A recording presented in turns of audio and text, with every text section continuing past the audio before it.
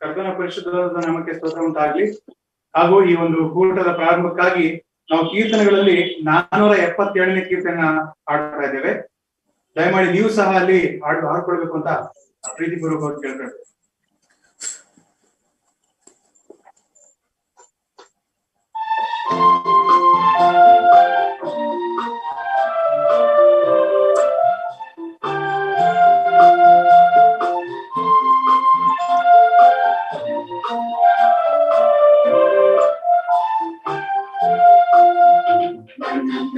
ಬೇಟೆಗಾರನ ಬಲೆಯಿಂದಲೂ ಮರಣಾಕರ ವ್ಯಾಧಿಯಿಂದಲೂ ತಪ್ಪಿಸಿ ನನ್ನನ್ನು ತನ್ನ ರೆಕ್ಕೆಗಳಿಂದ ತಾನೇ ಒದಗಿಸಿ ಕಾಯುವನು. ನನ್ನನ್ನು ಬೇಟೆಗಾರನ ಬಲೆಯಿಂದಲೂ ಮರಣಾಕರ ವ್ಯಾಧಿಯಿಂದಲೂ ತಪ್ಪಿಸಿ ನನ್ನನ್ನು ತನ್ನ ರೆಕ್ಕೆಗಳಿಂದ ತಾನೇ ಒದಗಿಸಿ ಕಾಯುವನು.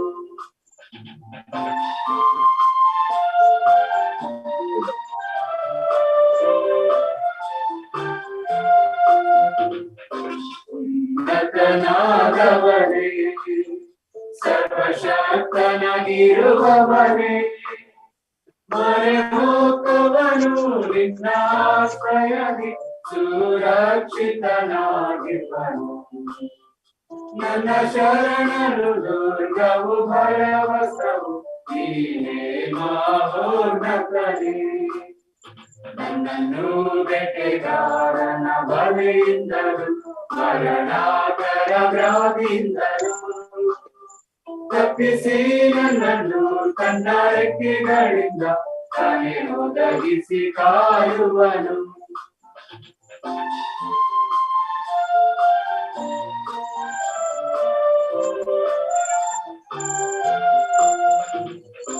ഇരുಳಲ್ಲಿರುವ ಭಯಕ್ಕೂ ಹಗಲಲ್ಲಿ ಹಾಡುವ ಬಡಕು ಕತ್ತಲಲ್ಲಿ ಚಲಿಸುವ ವಿಪತ್ತಿಗೂ ಮಧ್ಯಾಹ್ನದ ಹಾಡಿಗಳು ನನಗೆ ಕಟ್ಟವು ನನ್ನನ್ನು ಮುಟ್ಟವು ನನ್ನ ಶರಣನೆ ಕಾಯುವನು.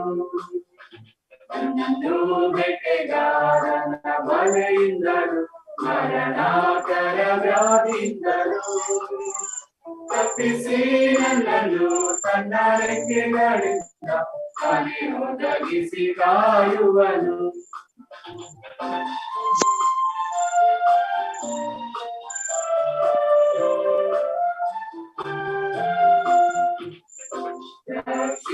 ರಕ್ಷಿಸುವಂತವನೇ, ಎನ್ನನ್ನು ಧರಿಸುವಂತವನೇ, ಎನ್ನ ಮೊರೆಯನ್ನು ಲಾಲಿಸಿ ಸದುತ್ತರವ ದಯಪಾಲಿಸುವ ಕರ್ತನೇ.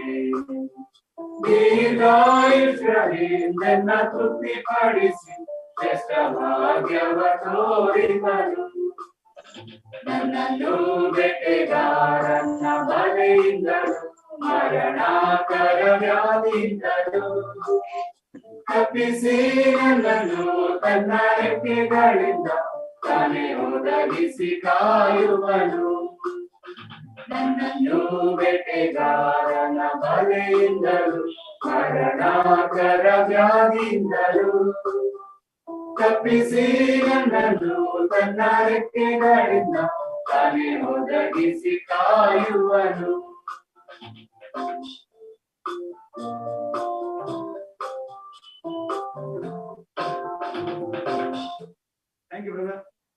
ದೇವರ ವಾಕ್ಯವನ್ನ ನಾವು ಧ್ಯಾನ ಮಾಡೋಣ. ಹಗ್ಗಾಯನು ಬರೆದ ಈ ಪ್ರವಾದನ ಗ್ರಂಥದಲ್ಲಿ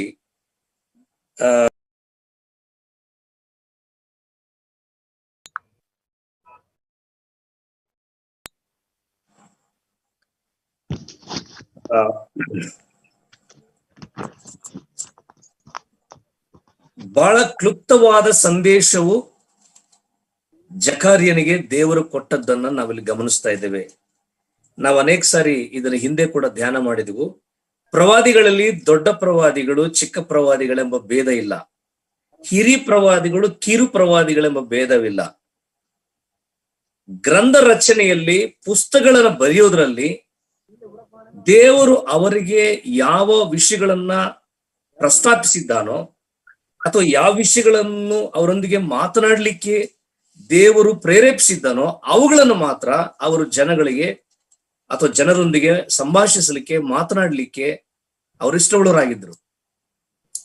ಸೊ ದೇವಾಲಯ ಕಟ್ಟುವ ವಿಷಯದಲ್ಲಿ ಹಗ್ಗಾಯನಿಗೆ ಕೆಲಸವು ಬಹಳ ದೊಡ್ಡದ್ದು. ಆದ್ರೆ ಹಗ್ಗಾಯನ ಮೂಲಕವಾಗಿ ಹೇಳಿ ಕಳಿಸಿದಂತ ಸಂದೇಶವು, ಮಾಹಿತಿಯು ಅದು ಸಂಕ್ಷಿಪ್ತವಾಗಿದೆ, ಕಿರು ಸಂದೇಶವಾಗಿದೆ. ಕಿರು ಸಂದೇಶದ ಮೂಲಕವಾಗಿ ದೇವರು ಒಂದು ದೊಡ್ಡ ಕಾರ್ಯವನ್ನ ಆತನು ಮಾಡ್ಲಿಕ್ಕಿದ್ದಾನೆ. ಯಾವಾಗ್ಲೂ ಕೂಡ ಹೊಸ ಒಡಂಬಡಿಕೆಯಲ್ಲಿ ಕರ್ತನು ಹೇಳುವಂಥದ್ದು, ಚಿಕ್ಕ ಹಿಂಡೆ ನೀನು ಹೆದರಬೇಡ. ಚಿಕ್ಕ ಸಭೆ, ಚಿಕ್ಕ ಹಿಂಡು, ಚಿಕ್ಕ ಸೇವೆ, ಚಿಕ್ಕದಾದಂತ ಯೋಜನೆ, ಚಿಕ್ಕದಾದಂತ ಒಂದು ಸೇವೆಯ ವ್ಯವಸ್ಥೆ, ಇದು ಬಹಳ ದೊಡ್ಡ ಕಾರ್ಯಗಳನ್ನು ಮಾಡಲಿಕ್ಕೆ ಸಾಮರ್ಥ್ಯ ಉಳ್ಳದ್ದು. ಕಣ್ಣಿಗೆ ಕಾಣಿಸುವಂತ ಬೃಹತ್ತಾದ ಕೆಲಸವು ಒಂದು ಚಿಕ್ಕದಾದಂತ ಯೋಜನೆ ಮೂಲಕವಾಗಿ ಪ್ರಾರಂಭವಾಗ್ತದೆ. ಪ್ರೇರೆ, ಪ್ರವಾದಿಯು ಚಿಕ್ಕವನಲ್ಲ, ಪ್ರವಾದಿಗೆ ಕೊಟ್ಟ ಸೇವೆಯು ಚಿಕ್ಕದಲ್ಲ, ಪ್ರವಾದಿಗೆ ಕೊಟ್ಟಂತ ಮಾಹಿತಿ ಚಿಕ್ಕದು. ಇಷ್ಟು ವಿಷಯಗಳನ್ನು ಮಾತ್ರ ಅವ್ರಿಗೆ ಹೇಳು. ಕಾರ್ಯ ದೊಡ್ಡದಾಗಿರ್ಲಿ, ಕೆಲಸವು ಸಂಪೂರ್ಣವಾಗಿರ್ಲಿ, ಅವರ ಆಸಕ್ತಿಯಿಂದ ಆ ಕೆಲಸವನ್ನು ಮಾಡಲಿ ಎಂಬುದಾಗಿ ಈ ಸಂಕ್ಷಿಪ್ತವಾದ ಮಾಹಿತಿಯನ್ನ ತಿಳಿಯಪಡಿಸುವುದನ್ನು ಗಮನಿಸ್ತೇವೆ. ಪ್ರೇರೆ, ನಾನು 2ನೇ ಅಧ್ಯಾಯ 10ನೇ ವಚನದಿಂದ ಕೆಲವು ಅಂಶಗಳನ್ನು ಓದಲಿಕ್ಕೆ ನಾನು ಇಷ್ಟಪಡ್ತೀನಿ. ಪ್ರೇರೆ, 2ನೇ ಅಧ್ಯಾಯ 10ನೇ ವಚನದ ಪ್ರಾರಂಭ ಏನಿದೆ ಅಂತ, ದಾರ್ಯಾವೇಶನ ಆಳ್ವಿಕೆಯ 2ನೇ ವರ್ಷದ 9ನೇ ತಿಂಗಳಿನ 24ನೇ ದಿನದಲ್ಲಿ ಈ ಸಂದೇಶವು ಹಗ್ಗಾಯನಿಗೆ ಒದಗಿ ಬಂತು, ಅಥವಾ ಯೆಹೋವನಿಂದ ವರ್ತಮಾನ ಬಂತು ಹಗ್ಗಾಯನಿಗೆ. ದಾರ್ಯಾವೇಶನ ಆಳ್ವಿಕೆಯ 2ನೇ ವರ್ಷ ನೋಡಿ, ನಾವು 1ನೇ ಅಧ್ಯಾಯ 1ನೇ ವಚನದಲ್ಲಿ ಅರಸನಾದ ದಾರ್ಯಾವೇಶನ ಆಳ್ವಿಕೆಯ 2ನೇ ವರ್ಷದ 6ನೇ ತಿಂಗಳು, 2ನೇ ಅಧ್ಯಾಯ 1ನೇ ವಚನದಲ್ಲಿ 7ನೇ ತಿಂಗಳು, 10ನೇ ವಚನದಲ್ಲಿ 2ನೇ ವರ್ಷದ 9ನೇ ತಿಂಗಳು, 6ನೇ ತಿಂಗಳು, 7ನೇ ತಿಂಗಳು, 9ನೇ ತಿಂಗಳು ಮತ್ತು 20ನೇ ವಚನದಲ್ಲಿ 9ನೇ ತಿಂಗಳಿನ 24ನೇ ದಿನ. ಒಂದೇ ದಿನದಲ್ಲಿ 2 ಸಂದೇಶ, ಮತ್ತು 6 ತಿಂಗಳಲ್ಲಿ ಮತ್ತು 7ನೇ ತಿಂಗಳಲ್ಲಿ 1 ಸಂದೇಶ, 2ನೇ ವರ್ಷದ 9ನೇ ತಿಂಗಳಲ್ಲಿ 2 ಸಂದೇಶ ಹಗ್ಗಾಯನಿಗೆ ಬಂತು. ಪ್ರೇರೆ,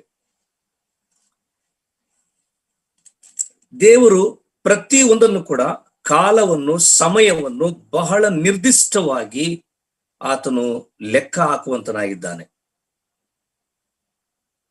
ಯಾಕಂದ್ರೆ ಸಮಯದ ವಿಷಯದಲ್ಲಿ, ಕಾಲದ ವಿಷಯದಲ್ಲಿ ದೇವರು ಬಹಳಷ್ಟು ಪ್ರಾಮುಖ್ಯವಾಗಿ ಕ್ರಮವುಳ್ಳವನಾಗಿದ್ದಾನೆ. ನಾವು ಆದಿಕಾಂಡದಲ್ಲಿ ನೋಡುವಾಗ ಅಲ್ಲಿ ಸೃಷ್ಟಿ ಕಾರ್ಯದಲ್ಲಿ ದಿನಗಳ ವಿಷಯದಲ್ಲಿ ಬರೆಯಲ್ಪಟ್ಟಿದೆ. ಮೊದಲನೇ ದಿನ ಏನು ಉಂಟು ಮಾಡಿದನು, 2ನೇ ದಿನ ಏನು ಸೃಷ್ಟಿ ಮಾಡಿದನು, ಹಾಗೆ 3ನೇ ದಿನ, 4ನೇ ದಿನ, 5ನೇ ದಿನ, 6ನೇ ದಿನ, 7ನೇ ದಿನ ಒಂದು ಮೆನ್ಷನ್ ಮಾಡಿದ್ದಾನೆ. ಅದರಲ್ಲೂ ಕೂಡ ಏನು ಮಾಡಿದ್ರೆ ಎಂಬುದಕ್ಕೆ ಬರೆಯಲ್ಪಟ್ಟಿದೆ. ದೇವರು ಪ್ರತಿಯೊಂದು ದಿನವನ್ನು, ಸಮಯವನ್ನು, ಕಾಲವನ್ನು, ತಿಂಗಳನ್ನು, ವರ್ಷವನ್ನು, ವಾರವನ್ನು ಆತನು ಲೆಕ್ಕಿಸುವಂತನಾಗಿದ್ದಾನೆ. ಅಂದ್ರೆ ಕಾಲವು ಮತ್ತು ಸಮಯವು ದೇವರ ದೃಷ್ಟಿಯಲ್ಲಿ ಬಹಳ ಪ್ರಾಮುಖ್ಯವಾದದ್ದು. ಪ್ರೇರೆ, ಅಪೊಸ್ತಲನಾದ ಪೌಲನು ಕೊಲೊಸ್ಸೆ ಸಭೆಗೆ ಬರೆಯುತ್ತಾ, ಸಮಯವು ಬಹಳ ಬೆಲೆಯುಳ್ಳದ್ದೆಂದು ನೀವು ಎಣಿಸಿರಿ. ಕೊಲೊಸ್ಸೆ ಸಭೆ ಪತ್ರಿಕೆಯಲ್ಲಿ ನಾವು ಓದುವಂತರಾಗಿದ್ದೇವೆ. 4ನೇ ಅಧ್ಯಾಯ 5ನೇ ವಚನದಲ್ಲಿ, ಸಮಯವನ್ನ ಸುಮ್ಮನೆ ಕಳೆಕೊಳ್ಳದೆ ಅದನ್ನು ಬೆಲೆಯುಳ್ಳದ್ದು ಎಂದು ಎಣಿಸಿರಿ. ಕಾಲವನ್ನು ಕಳಕೊಳ್ಳದೆ, ಸಮಯವನ್ನು ಕಳಕೊಳ್ಳದೆ ಅದನ್ನ ಬೆಲೆಯುಳ್ಳದ್ದು ಎಂದು ಎಣಿಸಿರಿ, ಸುಮ್ಮನೆ ಕಳಕೊಳ್ಳದೆ. ಕಾರಣ ಏನು ಪ್ರೇರೆ? ಇಡೀ ಪ್ರಪಂಚವನ್ನು ಸುಮಾರು 750ರಿಂದ 800 ಕೋಟಿ ಜನಸಂಖ್ಯೆ ಇದ್ದಾರೆಂಬುದಾಗಿ ಒಂದು ಅಂದಾಜು. ಇಡೀ ಪ್ರಪಂಚದಲ್ಲಿ ಸುಮಾರು 180ಕ್ಕಿಂತ ಹೆಚ್ಚಿನ ದೇಶಗಳು ಇದೆ ಎಂಬುದಾಗಿ ಒಂದು ಲೆಕ್ಕಾಚಾರವಿದೆ. ಅಂದ್ರೆ ಪ್ರತಿ ದೇಶವನ್ನು, ಪ್ರತಿ ಜನಾಂಗವನ್ನು, ಪ್ರತಿ ದಿನವನ್ನು, ಪ್ರತಿ ವರ್ಷವನ್ನು ಆತನು ಲೆಕ್ಕಾಚಾರದ ಮೂಲಕವಾಗಿ ನಿರ್ವಹಿಸ್ತಾ ಇದ್ದಾನೆ. ಯಾವುದನ್ನು ಕೂಡ ಅಂದಾಜಿನ ಮೇಲೆ ಆತನು ಮಾಡ್ತಾ ಇಲ್ಲ.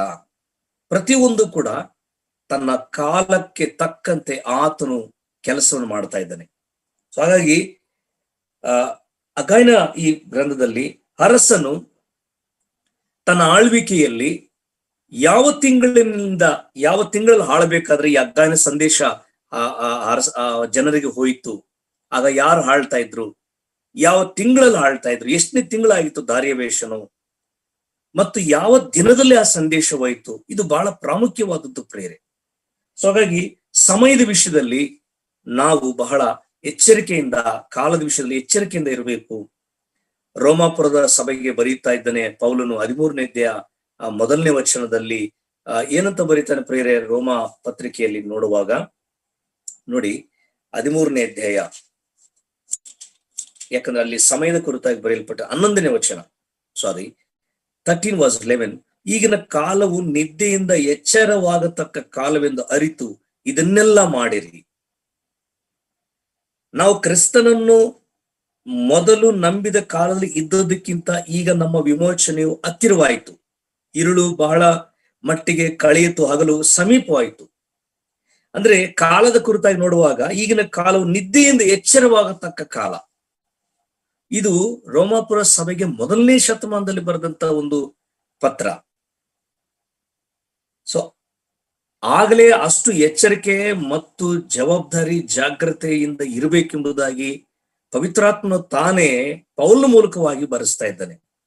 ಸೊ ಈಗಿನ ಕಾಲದ ವಿಷಯದಲ್ಲಿ ಕೂಡ ನಾವು ಎಷ್ಟು ಎಚ್ಚರಿಕೆಯಿಂದ ಇರಬೇಕು, ಎಷ್ಟು ಜಾಗ್ರತೆಯಿಂದ ಇರಬೇಕು, ನಮ್ಮ ಸಮಯವನ್ನು, ಕಾಲವನ್ನು ಹೇಗೆ ಉಪಯೋಗಿಸ್ಬೇಕು, ಅದನ್ನು ಯಾವ ರೀತಿ ವ್ಯರ್ಥ ಮಾಡಬಾರದು. ಅದು ಮನೆಯಲ್ಲಾಗ್ಲಿ, ಸಭೆಯಲ್ಲಾಗ್ಲಿ, ಉದ್ಯೋಗದಲ್ಲಾಗಲಿ, ಪ್ರಯಾಣದಲ್ಲಾಗಲಿ, ಇನ್ಯಾವುದೋ ಸ್ಥಳದಲ್ಲಾಗಲಿ ನಮ್ಮ ಸಮಯವನ್ನು ನಾವು ಹೇಗೆ ಉಪಯೋಗಿಸ್ಬೇಕು ಅನ್ನೋದ್ರ ಬಗ್ಗೆ ಬಹಳಷ್ಟು ಸಂದೇಶಗಳು, ಮಾಹಿತಿ ದೇವರ ವಾಕ್ಯದಲ್ಲಿದೆ ಪ್ರೇರೆ. ಸೊ ಹಾಗಾಗಿ ಸಮಯದ ವಿಷಯದಲ್ಲಿ ಬಹಳ ವಿಶೇಷವಾಗಿ ದೇವರು ಮಾತಾಡ್ತಿದ್ದಾನೆ. ಇಲ್ಲಿ 2ನೇ ಅಧ್ಯಾಯ 10ನೇ ವಾಕ್ಯದಿಂದ ಇರುವಂತ ಈ ಮಾತು, ಇದರಲ್ಲಿ 1ರಿಂದ ಸುಮಾರು 17ನೇ ವಚನ ತನಕ ಯಾಜಕ ಕಾಂಡದ ಮಾಹಿತಿಯು ಜನರಿಗೆ ಹಗ್ಗಾಯನ ಮೂಲಕವಾಗಿ ಪುನಃ ಅವರಿಗೆ ಮನವರಿಕೆ ಮಾಡ್ತಾ ಇದ್ದಾನೆ. ಯಾಜಕ ಕಾಂಡದಲ್ಲಿರ್ತಕ್ಕಂತಹ ಸಂದೇಶಗಳು ಅಂದ್ರೆ ಯಾಜಕರು ಅವರ ಜವಾಬ್ದಾರಿಕೆಗಳು, ಜನರು ಅವರ ಜವಾಬ್ದಾರಿಕೆಗಳು, ಅವರು ತರುವ ಬಲಿಯರ್ಪಣೆ, ಯಾಜಕರ ಪ್ರತ್ಯೇಕತೆ, ಬಲಿಯರ್ಪಣೆಯ ವಿಶೇಷತೆ ಅದರಲ್ಲಿ ಬರೆಯಲ್ಪಟ್ಟಿದೆ. ಹೇಗೆ ಶುದ್ಧರಾಗಿರ್ಬೇಕು, ಯಾವ ರೀತಿ ಸಮರ್ಪಿಸಬೇಕು, ಮತ್ತು ಯಾವುದಕ್ಕೆ ಕರ್ತನು ಅವರಿಗೆ ವಿಶೇಷವಾದ ರೀತಿಯಲ್ಲಿ ಕೊಡ್ತಾನೆಂಬುದಾಗಿ. ನನ್ನ ಪ್ರಿಯ ಸಹೋದರ ಸಹೋದರಿಯರೇ, ಇಲ್ಲಿ ಒಂದು ವಾಕ್ಯ ಓದ್ತೀನಿ ನಾನು. 2ನೇ ಅಧ್ಯಾಯ 15ನೇ ವಚನದಲ್ಲಿ, ಯೆಹೋವನ ಆಲಯ ನಿವೇಶನದಲ್ಲಿ ಕಲ್ಲಿನ ಮೇಲೆ ಕಲ್ಲಿಡುವ ಈ ದಿನದ ಹಿಂದಿನ ಕಾಲವನ್ನು ನಿಮ್ಮ ನೆನಪಿಗೆ ತಂದುಕೊಳ್ಳಿರಿ. ಹಿಂದಿನ ಕಾಲವನ್ನು ನೀವು ನೆನಪಿಗೆ ತಂದುಕೊಳ್ಳ್ರಿ. ಆ ಕಾಲದಲ್ಲಿ ಒಬ್ಬನು 20 ಸೇರಿನ ಮೆದೆಗೆ ಬಂದಾಗ 10 ಸೇರು ಧಾನ್ಯ ಮಾತ್ರ ಸಿಕ್ಕುತ್ತಿತ್ತಲ್ಲವೇ? ಹಿಂದಿನ ಕಾಲ. ನಾವು ಅದೇ 18-19ನೇ ವಚನದ ಮಧ್ಯಭಾಗ ಬರುವಾಗ ಈ ದಿನದ 24ನೆಯ ಈ ದಿನದ ಹಿಂದಿನ ಕಾಲವನ್ನು ನೆನಪಿಗೆ ತಂದುಕೊಳ್ಳಿರಿ. ಹಿಂದಿನ ಕಾಲ.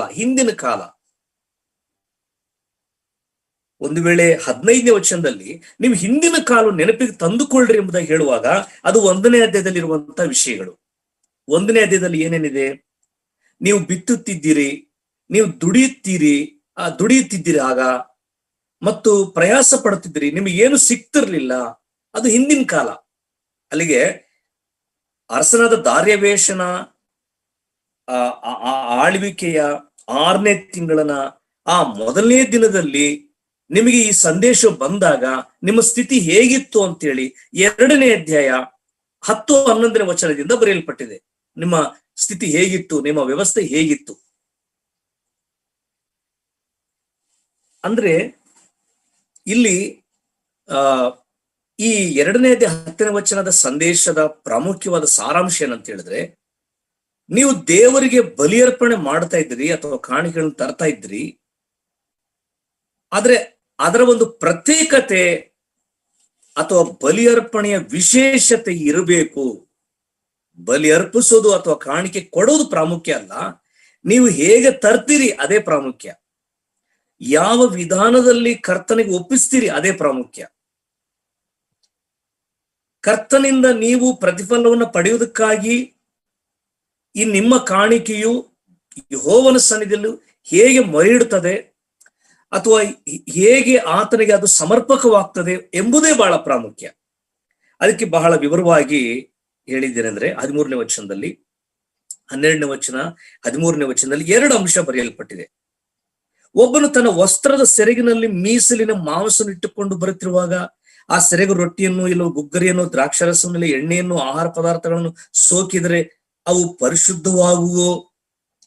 13ನೇ ವಚನದಲ್ಲಿ ಹೆಣವನ್ನು ಮುಟ್ಟಿ ಅಶುದ್ಧನಾದವನು ಇವುಗಳಲ್ಲಿ ಯಾವುದನ್ನಾದ್ರೂ ಸೋಕಿದ್ರೆ ಅದು ಅಶುದ್ಧವಾಗುವುದು.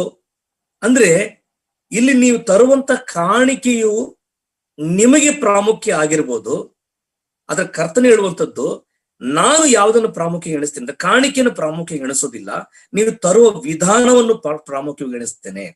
ಅದು ನೀವು ಸ್ವಲ್ಪ ತನ್ರಿ, ಹೆಚ್ಚಾಗಿ ತನ್ರಿ, ಕಡಿಮೆ ತನ್ರಿ, ಅಧಿಕವಾಗಿ ತಂದು ಸಮರ್ಪಿಸ್ರಿ.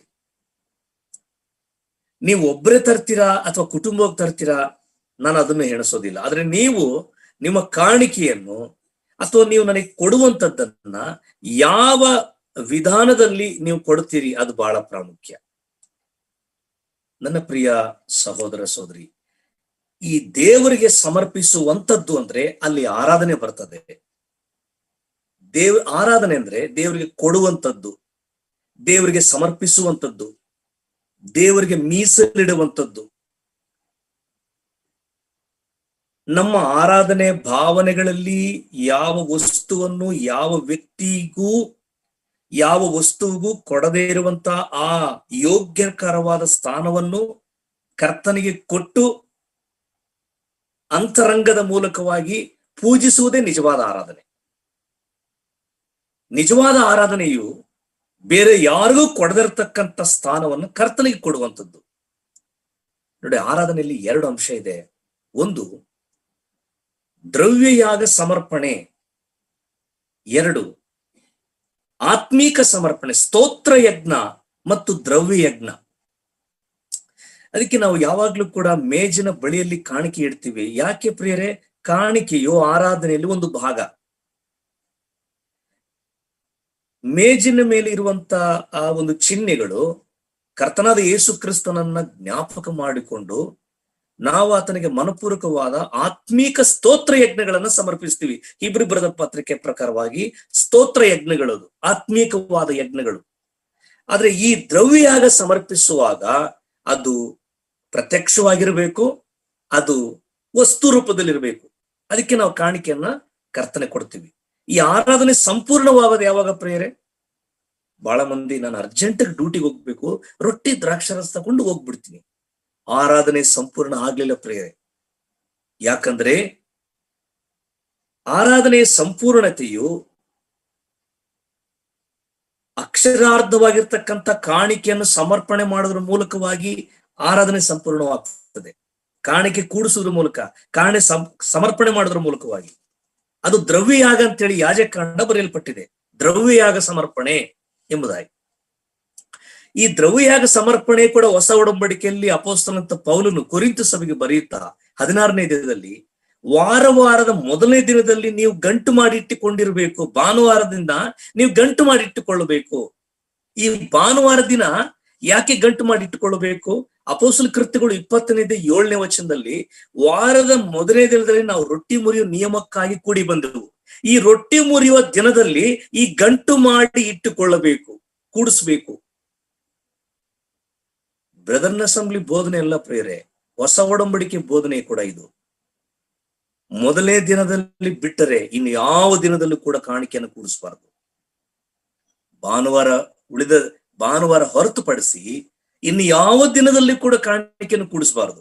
ಯಾಕಂದ್ರೆ ಅದು ಪುನರುತ್ಥಾನದ ದಿನ, ಕರ್ತನಾದ ಯೇಸು ಕ್ರಿಸ್ತನನ್ನು ಜ್ಞಾಪಕ ಮಾಡಿಕೊಳ್ಳುವ ದಿನ, ಮೇಜಿಗೆ ಪಾಲುಗರಾಗುವ ದಿನ, ಕರ್ತನನ್ನು ನಿರೀಕ್ಷಿಸುವ ದಿನ. ಅದು ಪುನರುತ್ಥಾನ ದಿನವಾಗಿದ್ರಿಂದ, ಅದು ಸಭೆಯಾಗಿ ಕೂಡಿಕೊಳ್ಳುವ ದಿನ ಆಗಿದ್ರಿಂದ ಭಾನುವಾರವೇ ಕಾಣಿಕೆಯನ್ನು ನಾವು ಕೂಡಿಸ್ಬೇಕಾಗಿದೆ. ಯಾಕಂದ್ರೆ ಅಲ್ಲಿ ಜ್ಞಾಪಕ ಮಾಡಿಕೊಳ್ಳುತ್ತೇವೆ, ಸ್ತೋತ್ರ ಯಜ್ಞವನ್ನು ಸಮರ್ಪಿಸ್ತೇವೆ ಮತ್ತು ಈ ದ್ರವ್ಯಯಾಗವನ್ನು ಕೂಡ ನಾವು ಸಮರ್ಪಿಸ್ತೇವೆ. ಹಾಗಾಗಿ ಕಾಣಿಕೆಯು ಭಾನುವಾರ ಕೂಡಿಸಬೇಕು. ಆರಾಧನೆಯಲ್ಲಿ ಕಾಣಿಕೆಯು ಕೂಡ ಒಂದು ಭಾಗವಾಗಿದೆ. ರೊಟ್ಟಿ ಮುರಿದು ಕೂಡ್ಲೇನೆ ನಮ್ಮ ಆರಾಧನೆ ಸಂಪೂರ್ಣವಾಗೋದಿಲ್ಲ. ನಾವು ದ್ರವ್ಯಯಾಗ ಸಮರ್ಪಣೆ ಮಾಡಿದಾಗ ಅದು ಸಮರ್ಪಣೆ ಆಗ್ತದೆ. ನೋಡಿ, ಇಲ್ಲಿ ಗಮನಿಸುವಂಥದ್ದು ಆರಾಧನೆಯು ಎಷ್ಟು ಪ್ರತ್ಯೇಕವಾದದ್ದು, ಆರಾಧನೆಯು ಪ್ರಾಮುಖ್ಯವಾದದ್ದು. ಯಾವಾಗ ಪ್ರಾಮುಖ್ಯವಾದದ್ದು? ಅದರ ಪ್ರತ್ಯೇಕತೆಗೆ ಅನುಗುಣವಾಗಿ ಸಮರ್ಪಣೆ ಮಾಡಿದಾಗ ಮಾತ್ರ ಅದು ಪ್ರಾಮುಖ್ಯವಾಗಿರ್ತದೆ, ಅಥವಾ ಅಮೂಲ್ಯವಾಗಿರ್ತದೆ, ಬೆಲೆಯುಳ್ಳದ್ದಾಗಿರ್ತದೆ. ಸಹೋದರ ಸಭೆಯಲ್ಲಿ ವಿಶೇಷತೆ ಇದೆ. ಆದರೆ ಅನೇಕರು ಇತರ ಸಭೆಗಳವರು ಹೇಳುವಂಥದ್ದು ಏನಂದ್ರೆ, ಇತರ ಸಭೆಗಳವರು, ಬ್ರದರ್ನ ಅಸೆಂಬ್ಲಿಯರು ಒಂದು ರೊಟ್ಟಿ, ಒಂದು ಸ್ವಲ್ಪ ದ್ರಾಕ್ಷಾರಸ ತಕ್ಕೊಂಡ್ರೆ ಸಾಕು, ಅವ್ರದ್ದು ಆರಾಧನೆ ಮುಗೀತು. 2 ಮಾತು ಸ್ತೋತ್ರ ಹೇಳಿದ್ರೆ ಸಾಕು. ಕೆಲವರು ಸ್ತೋತ್ರ ಹೇಳೋದಿಲ್ಲ, ಅವ್ರಿಗೆ ರೊಟ್ಟಿ ದ್ರಾಕ್ಷಾರಸ ಕೊಡ್ತಾರೆ, ಅಷ್ಟು ಹೇಳಿದ್ರೆ ಸಾಕು, ಅವ್ರದ್ದು ಆರಾಧನೆ ಮುಗೀತು. ಹೊಸ ಒಡಂಬಡಿಕೆಯ ವಾಕ್ಯ ಸತ್ಯದ ಸ್ವಸ್ಥ ಬೋಧನೆಯ ಬೆಳಕಿನಲ್ಲಿ ನಮ್ಮ ಸಭೆಗಳವರು ಮಾಡುವ ಆರಾಧನೆ ಬಹಳ ವಿಶೇಷವಾದದ್ದು, ಬಹಳ ಬೆಲೆಯುಳ್ಳದ್ದು, ಆತ್ಮಾನುಸಾರವಾದದ್ದು.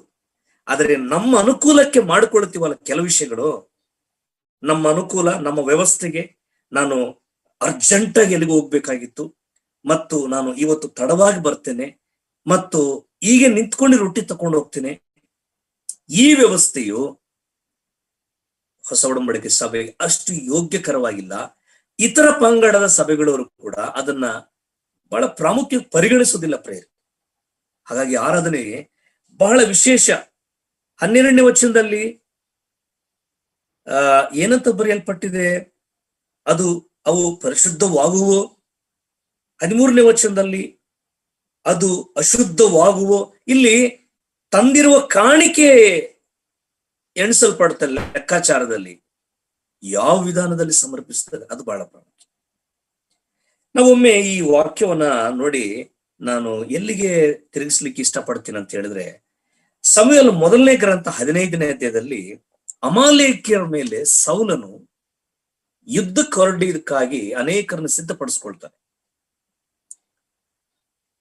ಅಮಾಲೇಕ್ಯರನ್ನ ಜಯಿಸಿ ಕೆಲವು ಪ್ರಾಮುಖ್ಯವಾದಂತಹ ಹೋರಿಗಳನ್ನು, ಪಶುಗಳನ್ನ, ಕೊಬ್ಬಿದ ದನಕರುಗಳನ್ನ ಹಿಡ್ಕೊಂಡು ಬರ್ತಾನೆ ಪ್ರೇರೆ,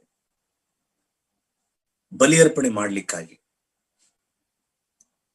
ಯೆಹೋವನಿಂದ ಸಮುವೇಲನ ಮೂಲಕವಾಗಿ ಬಂದಂತ ವರ್ತಮಾನ ಹೇಗಿತ್ತು ಅಂದ್ರೆ, ಅಮಾಲೇಕ್ಯರಲ್ಲಿ ಒಬ್ಬನನ್ನು ಉಳಿಸಬಾರದು, ಪಶು, ದನ, ಕುರಿ, ಮೇಕೆ ಯಾರನ್ನು ಉಳಿಸಬಾರದು, ಯಾವುದನ್ನು ಕೂಡ ನೀವು ಕೊಳ್ಳೆ ಹೊಡಿಬಾರದು, ಯಾವುದನ್ನು ತರಬಾರದು ನೀವು.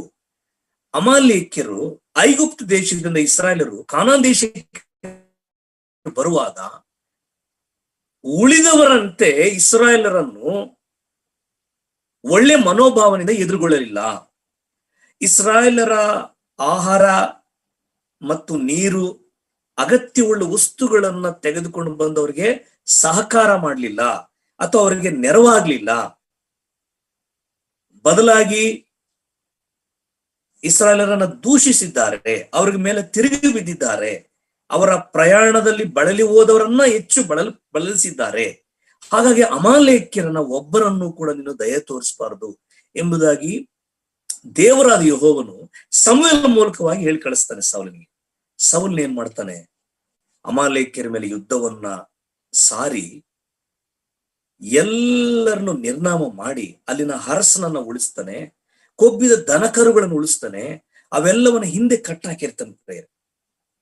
ಸಮುವೇಲನ ತಡವಾಗಿ ಬರ್ತಾನೆ, ನಾನು ನಿನಗ ಕಾಯ್ತಾ ಇದ್ದೇನೆ ಎಂಬುದಾಗಿ ಹೇಳ್ತಾನೆ ಸೌಲನು. ಸಮುವೇಲನಿಗೆ ಮೊದಲೇ ಯೆಹೋವನಿಂದ ವರ್ತಮಾನ ಬಂದಿತ್ತು, ನೀನು ಯೆಹೋವನ ಚಿತ್ತವನ್ನ ನೆರವೇರಿಸಲಿಲ್ಲ ಎಂಬುದಾಗಿ ಹೇಳ್ತಾನೆ. ಇಲ್ಲ, ನಾನು ನೆರವೇರಿಸಿದ್ದೇನೆ. ಒಂದು ವೇಳೆ ನೀವು ದೇವರ ಚಿತ್ತ ನೆರವೇರಿಸಿದ್ರೆ, ದೇವರ ಇಷ್ಟವಾದ ರೀತಿಯಲ್ಲಿ ಮಾಡಿದ್ರೆ, ಅಲ್ಲಿ ಹಿಂಭಾಗದಲ್ಲಿ ಕೂಗುವಂತ ದನ ಕರುಗಳ ಶಬ್ದವೇನು? ಇಲ್ಲ ಕೊಬ್ಬಿದಗಳನ್ನ ಕೆಲವು ಉಳಿಸಿ ತಂದಿದ್ದೀನಿ. ಸೌಲ ಅಗತ್ಯ ಇಲ್ಲ. ಯೆಹೋವನಿಗೆ ದೇವ ಪ್ರಜೆಗಳಿಗೂ ದೇವರಿಗೂ ವಿರೋಧಿಗಳವರಿಂದ ಬರುವಂತ ಸ್ವತ್ತು ಅಗತ್ಯ ಇಲ್ಲ. ಹೊಸ ಒಡಂಬಡಿಕೆಯಲ್ಲಿ ತೀತನಿಗೆ ಮತ್ತು ಯೋಹಾನನಿಗೆ ಯೋಹಾನ ಬರೆದ ಪತ್ರಿಕೆಗಳಲ್ಲಿ ಬರೆಯಲ್ಪಟ್ಟ ಮಾತು, ಅವರನ್ನು ನೀನು ಬಹಳ ಯೋಗ್ಯವಾಗಿ ಸನ್ಮಾನಿಸು, ಅವರಿಗೆ ಕೊರತೆ ಬಾರದಂತೆ ನೀನು ನೋಡಿಕೋ, ಯಾಕಂದ್ರೆ ಅವರು ಅನ್ಯ ಜನರಿಂದ ಏನನ್ನೂ ಬಯಸುವುದಿಲ್ಲ. ದೇವರ ಸೇವಕರುಗಳಿಗೆ ಹೇಳುವಂತ ಮಾತು ಪೌಲನು ತೀತನಿಗೆ ಬರೆಯುವಾಗ ಬರೆಯುತ್ತಾನೆ, ಮತ್ತು ಶ್ರೀ ಯೋಹಾನನು ಬರೆಯುತ್ತಾ ತನ್ನ ಪತ್ರಿಕೆಯಲ್ಲಿ 3ನೇ ಪತ್ರಿಕೆಯಲ್ಲಿ 2ನೇ ಪತ್ರಿಕೆಯಲ್ಲಿ ಬರೀತಾನೆ, ಅವರಿಗೆ ಯಾವ ಕೊರತೆ ಕೂಡ ಆಗಬಾರದು, ಯಾಕಂದ್ರೆ ಅವರು ಅನ್ಯ ಜನರಿಂದ ಏನನ್ನೂ ಬಯಸಲ್ಲ. ಸೊ ಪ್ರಾರಂಭದಿಂದಲೂ ಕೂಡ ಅನ್ಯರಿಂದ ದೇವ ಪ್ರಜೆಗಳು ಪ್ರತ್ಯೇಕವಾಗಿರುವುದು ಮಾತ್ರವಲ್ಲದೆ ಯಾವುದೊಂದನ್ನು ಬಯಸ್ತಿರ್ಲಿಲ್ಲ, ಅವ್ರ ವಸ್ತುಗಳನ್ನು ಇಷ್ಟಪಡ್ತಿರ್ಲಿಲ್ಲ. ದೇವ ಜನರಿಗೆ ಬಹಳ ವಿಶೇಷವಾದಂತ ಪ್ರತ್ಯೇಕತೆ ಇದೆ, ಬೆಲೆ ಇದೆ. ಲೋಕದವರಿಂದ ನಾವೇನ್ ತಕ್ಕೋಬೇಕು, ಏನ್ ತಗೋಬಾರದು. ನನ್ನ ಪ್ರಿಯ ಸಹೋದರ ಸಹೋದರಿ, ಸಮುವೇಲನಲ್ಲಿ ಬಂದಾಗ ಹೇಳುವಂತ ಮಾತು, ಸೌಲ ಯಜ್ಞಗಳನ್ನು ಸಮರ್ಪಿಸೋದಕ್ಕಿಂತ ಮಾತು ಕೇಳುವುದು ಉತ್ತಮವಾಗಿದೆ. ಓ, ದೇವರಿಗೆ ಯಜ್ಞ ಬೇಕು, ನಾನು ಸಮರ್ಪಿಸಿದ್ದೀನಿ. ದೇವರು ಬಲಿಯರ್ಪಣೆ ಅಂದ್ರೆ ಬಹಳ ಇಷ್ಟಪಡ್ತಾನೆ, ಅದರಲ್ಲೂ ಕೊಬ್ಬಿದ ದನಕರುಗಳಂದ್ರೆ ಬಹಳ ಇಷ್ಟಪಡ್ತಾನೆ. ನಾನು ಅದನ್ನು ಮೀಸಲಿಟ್ಟಿದ್ದೀನಿ, ತಂದಿದ್ದೀನಿ. ಸೌಲ, ನೀನು ದನಕರುಗಳನ್ನು ತಂದಿದೀಯ, ಕೊಬ್ಬಿದಗಳನ್ನು ತಂದಿದೀಯ, ಆದ್ರೆ ಬಲಿಯರ್ಪಣೆಗಿಂತ ಕಾಣಿಕೆಗಳಿಗಿಂತ ಮಾತು ಕೇಳುವುದು ಉತ್ತಮವಾಗಿದೆ. ಅವತ್ತಿನಿಂದ ಸೌಲನನ್ನ ದೇವರು ಕೈ ಬಿಡ್ಲಿಕ್ಕೆ ಪ್ರಯತ್ನಗಳು ನಡೀತವೆ. ಅಂದ್ರೆ ಇದರಲ್ಲಿ ಬಹಳ ಪ್ರಾಮುಖ್ಯವಾದದ್ದೇನು? ನಮ್ಮ ಆರಾಧನೆಯಲ್ಲಿ ನಾವು ಸಮರ್ಪಿಸುವ ಕಾಣಿಕೆಗಳು ಸ್ತೋತ್ರಗಳೇ ಪ್ರಾಮುಖ್ಯ ಎಂಬುದಾಗಿ ನೆನೆಸ್ತೀವಿ. ಹೊಸ ಒಡಂಬಡಿಕೆಯಲ್ಲಿ ಮತ್ತಾಯನ ಬರೆಸುವ ವಾರ್ತೆಯಲ್ಲಿ ಕರ್ತನಾದ ಯೇಸು ಕ್ರಿಸ್ತನು ಬಹಳ ನಿರ್ದಿಷ್ಟವಾಗಿ ಮಾತನಾಡಿದ್ದಾನೆ, ನೀನು ಯಜ್ಞವೇದಿಯ ಬಳಿಗೆ ಬಂದಾಗ ನಿನ್ನ ಕಾಣಿಕೆನಲ್ಲೇ ಬಿಡು, ಮೊದಲು ನಿನ್ನ ಸಹೋದರನ ಬಳಿಗೆ ಹೋಗು, ಅಲ್ಲಿ ಒಂದಾಗು, ಮಾತನಾಡು, ನಿನ್ನ ಸಹೋದರನ ಹತ್ರ ಮಾತಾಡು, ನಿನ್ನ ಸಹೋದರಿ ಹತ್ರ ಮಾತಾಡು, ಆಮೇಲೆ ಬಂದು ನಿನ್ನ ಕಾಣಿಕೆಯನ್ನು ಕೊಡು. ಯಾಕಂದ್ರೆ ನಿನ್ನ ಕಾಣಿಕೆಯು ನನಗೆ ಪ್ರಾಮುಖ್ಯ ಅಲ್ಲ, ನೀನು ಪ್ರಾಮುಖ್ಯ. ನೀನು ಸಮರ್ಪಿಸುವ ವಿಧಾನ ಪ್ರಾಮುಖ್ಯ, ನಿನ್ನ ಮನೋಭಾವನೆ ಪ್ರಾಮುಖ್ಯ, ನಿನ್ನ ಸಾಕ್ಷಿ ನಡವಳಿಕೆ ಪ್ರಾಮುಖ್ಯ. ಹಾಗಾಗಿ ಆರಾಧನೆಯು ಎಷ್ಟು ಪ್ರಾಮುಖ್ಯವೋ ಆರಾಧನೆ ಅರ್ಪಿಸುವ ಕೈಗಳು, ಹೃದಯಗಳು ಅಷ್ಟೇ ಪ್ರಾಮುಖ್ಯ. ಒಂದು ಒಳ್ಳೆ ಆಪಲ್ ಹಣ್ಣು ಎಷ್ಟು ಇಷ್ಟ ಅಲ್ಲ ನಮಗೆ, ಬಹಳ ಇಷ್ಟಪಡ್ತೀವಿ ಆಪಲ್ ಹಣ್ಣು. ಅದು ಕಡಿಮೆ ಬೆಲೆ ಇರ್ಲಿ ಹೆಚ್ಚು ಬೆಲೆ ಇರ್ಲಿ ಖರೀದಿ ಮಾಡೇ ಮಾಡ್ತೀವಿ, ಮನೆ ತರ್ತೀವಿ. ಆದ್ರೆ ಒಬ್ಬ ಕುಷ್ಠರೋಗಿ ಕೈಲಿರುವಂತ ಹಣ್ಣು ಅವನು ಫ್ರೀಯಾಗಿ ಕೊಟ್ಟರು ತಗೊಳ್ಳೋದಿಲ್ಲ. ಕುಷ್ಠರೋಗಿ ಅವನೇ ಕಟ್ ಮಾಡಿ ಕ್ಲೀನ್ ಮಾಡಿ ಚೆನ್ನಾಗಿ ತೊಳೆದು ಕೊಟ್ರೆ ನಾವು ತಿನ್ನೋದಿಲ್ಲ. ಅವನೊಂದು ಕೆಜಿ ಇಸ್ಕೊಟ್ರು ನಾವು ತಗೊಳ್ಳೋದಿಲ್ಲ. ಒಂದು ಲಾರಿ ಹತ್ರ ನಿಂತ್ಕೊಂಡು ಈ ಹಣ್ಣೆಲ್ಲ ನಂದೆ, ಆಪಲ್ ಹಣ್ಣು. ಒಬ್ಬ ಕುಷ್ಠರೋಗಿ ಒಂದು ಲಾರಿ ಹತ್ರ ನಿಂತ್ಕೊಂಡು ಈ ಹಣ್ಣೆಲ್ಲ ನಂದೆ, ತಗೊಂಡೋಗಿ ಅಂತ ಹೇಳಿದ್ರು ತಗೊಂಡೋಗೋದಲ್ಲ, ಯಾಕಂದ್ರೆ ಅವನು ಕುಷ್ಠ ಹಿಡಿದಿದೆ. ಬೇರೆ ಹಣ್ಣು ಒಳ್ಳೆಯದೆ, ಹಣ್ಣು ಮಾರುವವನು, ಹಣ್ಣು ಕೊಡುವವನು ವ್ಯವಸ್ಥೆ ಸರಿ ಇಲ್ಲ. ನಮ್ಮ ಆರಾಧನೆ, ನಮ್ಮ ಸ್ತೋತ್ರಗಳು, ನಮ್ಮ ಕಾಣಿಕೆಗಳು ಬಹಳ ಇಷ್ಟ ದೇವರಿಗೆ. ಆದ್ರೆ ಕೊಡುವಂತ ನಾವು ಹೇಗಿದ್ದೇವೆ, ಕರ್ತನಿಗೆ ಹೇಗೆ ನಡೀತಾ ಇದ್ದೇವೆ, ಹೇಗೆ ಜೀವಿಸ್ತಾ ಇದ್ದೇವೆ, ಇದು ಬಹಳ ಪ್ರಾಮುಖ್ಯ ಪ್ರೇರೆ. ನಾವು ನೆನೆಸ್ತೀವಿ, ದೇವರಿಗೊಂದು ಒಳ್ಳೆ ಹಾಡು ಹೇಳಿದ್ರೆ ಸಾಕು, ಒಳ್ಳೆ ಕಾಣಿಕೆ ಕೊಟ್ರೆ ಸಾಕು, ಆರಾಧನೆಯಲ್ಲಿ ಅಟೆಂಡ್ ಮಾಡಿದ್ರೆ ಸಾಕು, ಒಂದು ಕೂಟಕ್ಕೆ ಭಾಗವಹಿಸಿದ್ರೆ ಸಾಕು, ದೇವ ಜನರಿಗೊಂದು ಒಳ್ಳೆ ಊಟ ಹಾಕ್ಸಿದ್ರೆ ಸಾಕು. ಸೊ ಇದರಲ್ಲೇ ಮುಂದುವರಿತಾ ಇದ್ದೀವಿ. ಕರ್ತನು ಇಷ್ಟಪಡುವ ವ್ಯವಸ್ಥೆ ಏನನ್ನು ಇಷ್ಟಪಡ್ತಾನೆ, ಯಾವುದನ್ನು ಇಷ್ಟಪಡ್ತಾನೆ? ಅಪೊಸ್ತಲನಾದ ಪೌಲನು ಅದಕ್ಕೆ ಕೊರಿಂಥ ಸಭೆಗೆ ಬರೆಯುತ್ತಾ 11ನೇ ಅಧ್ಯಾಯ 28ನೇ ವಚನ ಮತ್ತು 31ನೇ ವಚನದಲ್ಲಿ ಏನ್ ಬರೀತಾನೆ ಪ್ರೇರೆ? 28ರಲ್ಲಿ, ಯಾರೊಬ್ಬರು ಅಯೋಗ್ಯವಾಗಿ ಪಾಲುಗಾರರಾಗದೆ ಪರೀಕ್ಷಿಸಿಕೊಳ್ಳ್ರಿ. 31ನೇ ವಚನದಲ್ಲಿ, ನಮ್ಮನ್ನು ನಾವು ತೀರ್ಪು ಮಾಡಿಕೊಳ್ಳೋಣ. ತೀರ್ಪು ಮಾಡಿಕೊಳ್ಳಿ, ಜಡ್ಜ್ ಮಾಡ್ಕೊಳ್ಳಿ. ಆ ಮೇಜಿಗೆ ಸಮೀಪಿಸ್ಕೊಂಡ ಮುಂಚಿತವಾಗಿ ಜಡ್ಜ್ ಮಾಡ್ಕೊಳ್ಳಿ, ತೀರ್ಪು ಮಾಡ್ಕೊಳ್ಳಿ. ಕಾಣಿಕೆ ಪ್ರಾಮುಖ್ಯವಾಗಿದೆ, ಬಟ್ ಕಾಣಿಕೆ ಅರ್ಪಿಸುವುದು ನಾನು ಎಷ್ಟು ಪ್ರಾಮುಖ್ಯವಾಗಿದ್ದೇನೆ, ಎಷ್ಟು ಇಷ್ಟವುಳ್ಳವನಾಗಿದ್ದೇನೆ, ಈ ವಾರವೆಲ್ಲೂ ಕರ್ತನಿಗೆ ಎಷ್ಟು ಪ್ರತ್ಯೇಕತೆ ಇದೆ ನನ್ನಲ್ಲಿ.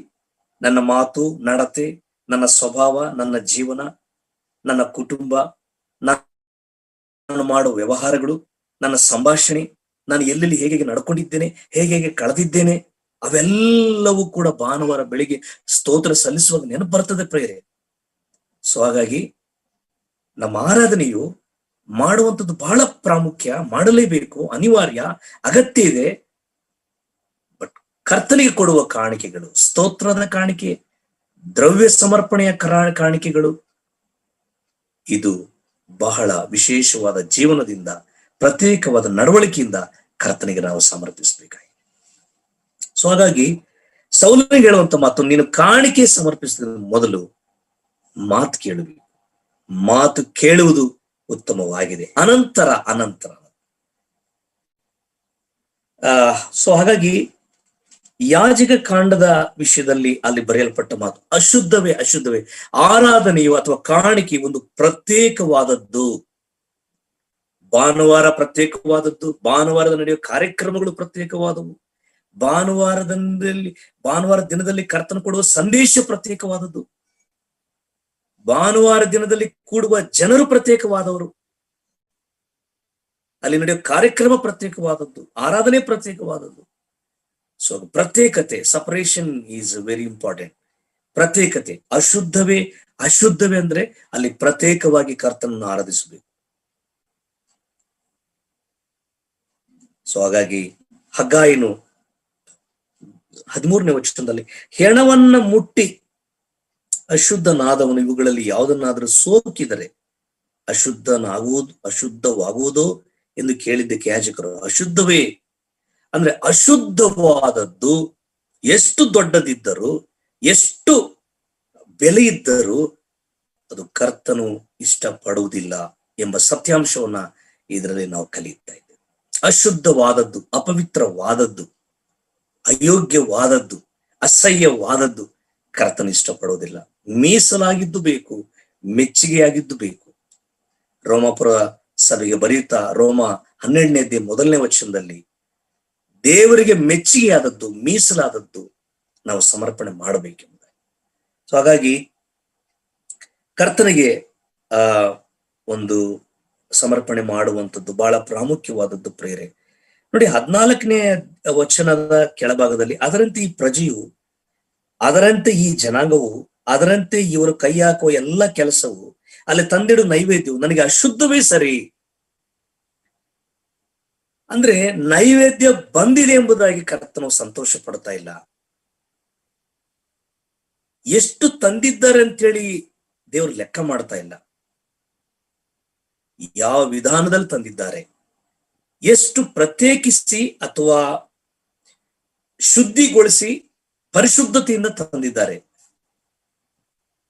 ನಾವು ಭಾನುವಾರ ದಿನಗಳಲ್ಲಿ ಅನೇಕ ಸಾರಿ ಹೆಚ್ಚು ಜನ ಬಂದ್ರೆ ಬಹಳ ಖುಷಿ ಪಡ್ತೀವಲ್ಲ. ಹೆಚ್ಚು ಜನ ಬಂದಿದ್ದಾರೆ, ಹೆಚ್ಚು ಹೊತ್ತು ಕೂತಿದ್ದಾರೆ, ಹೆಚ್ಚು ಸ್ತೋತ್ರ ಸಲ್ಲಿಸಿದ್ದಾರೆ, ಹೆಚ್ಚು ಕಾಣಿಕೆ ಹಾಕಿದ್ದಾರೆ, ಹೆಚ್ಚು ಜನ, ಸಭೆ ಚೇರ್ಗಳು ಸ್ಪೇಸ್ ಆಗ್ತಾ ಇಲ್ಲ, ನಮಗೆ ಜಾಗ ಆಗ್ತಾ ಇಲ್ಲ. ಹೆಚ್ಚು ಜನ ಎಷ್ಟು ತಂದ್ರು, ಎಷ್ಟು ಜನ ಬಂದ್ರು ಅನ್ನೋದಕ್ಕಿಂತ ಯಾವ ರೀತಿಯಾಗಿ ನಾವು ಕರ್ತನನ್ನು ಆರಾಧಿಸ್ತಾ ಇದ್ದೇವೆ, ಯಾವ ರೀತಿಯಾಗಿ ಸ್ತೋತ್ರ ಹೇಳ್ತಾ ಇದ್ದೇವೆ, ನಮ್ಮಲ್ಲಿ ಆರಾಧನೆಯಲ್ಲಿ ಎಷ್ಟು ಪ್ರತ್ಯೇಕತೆ ಇದೆ, ಎಷ್ಟು ಪರಿಶುದ್ಧತೆ ಇದೆ, ಎಷ್ಟು ಭಯಭಕ್ತಿ ಇದೆ ಅನ್ನೋದೇ ಬಹಳ ಪ್ರಾಮುಖ್ಯ ಪ್ರಿಯ. ಭಯಭಕ್ತಿ. ನಾನು ಒಮ್ಮೆ ಆದಿಕಾಂಡ 4ನೇ ಅಧ್ಯಾಯಕ್ಕೆ ಹೋಗ್ತೀನಿ, ಓದಿಸೋದಿಲ್ಲ, ಟೈಮ್ ಇಲ್ಲ ಪ್ರೇರೆ, ಈಗಾಗಲೇ ಸಮಯ ಆಗ್ತದೆ. ಆದಿಕಾಂಡ 4ನೇ ಅಧ್ಯಾಯ 4ನೇ ವಚನದಲ್ಲಿ ಅಲ್ಲಿ ಇಬ್ಬರು ಅಣ್ಣ ತಮ್ಮಂದ್ರ ಒಂದು ಕಾಣಿಕೆ ಇದೆ. ಮೊದಲು ಸಮರ್ಪಣೆ ಮಾಡಿದವನು ಆದಾಮನ ಹಿರಿಮಗ ಕಾಯಿನನು, ಅನಂತರ ಸಮರ್ಪಣೆ ಮಾಡಿದವನು ಏಬೇಲನು. ಕಾಯಿನನು ತನ್ನ ಹೊಲದ ಬೆಳೆಯಲ್ಲಿ ಕೆಲವನ್ನ ತಂದು ಯೆಹೋವನಿಗೆ ಸಮರ್ಪಿಸಿದನು. ಹಾಗೆ ಹೇಬೇಲನು ಕೂಡ ತನ್ನ ಹಿಂಡಿನಿಂದ ಚೊಚ್ಚಲು ಕುರಿಮರಿಯನ್ನು ತಂದು ಯೆಹೋವನಿಗೆ ಸಮರ್ಪಿಸಲು ಯೆಹೋವನು ಏಬೇಲನನ್ನೂ ಅವನ ಕಾಣಿಕೆಯನ್ನು ಮೆಚ್ಚಿದನು. ನೀವು ಬರ್ಕೊಳ್ಳಿ ಪ್ರಿಯರೇ, ಆದಿಕಾಂಡ 4ನೇ ಅಧ್ಯಾಯ 4, 5, 6 ವಚನಗಳು. ಯೆಹೋವನು ಏಬೇಲನನ್ನೂ ಅವನ ಕಾಣಿಕೆಯನ್ನು ಮೆಚ್ಚಿದನು. ಏಬೇಲನ ಕಾಣಿಕೆಯನ್ನು ಮಾತ್ರ ಮೆಚ್ಚಲಿಲ್ಲ, ಏಬೇಲನನ್ನೂ ಅವನ ಕಾಣಿಕೆಯನ್ನು ಮೆಚ್ಚಿದನು. ಮೊದಲು ಏಬೇಲನ ಮೆಚ್ಚಿದ್ದಕ್ಕೆ ಅವನ ಕಾಣಿಕೆಯೂ ಮೆಚ್ಚುಗೆಯಾಯಿತು. ಕಾಯಿನನು ದೇವರ ಮೆಚ್ಚುಗೆಗೆ ಪಾತ್ರನಾಗದೇ ಇರುವುದರಿಂದ ಅವನ ಕಾಣಿಕೆಯೂ ಪಾತ್ರರಾಗಲಿಲ್ಲ.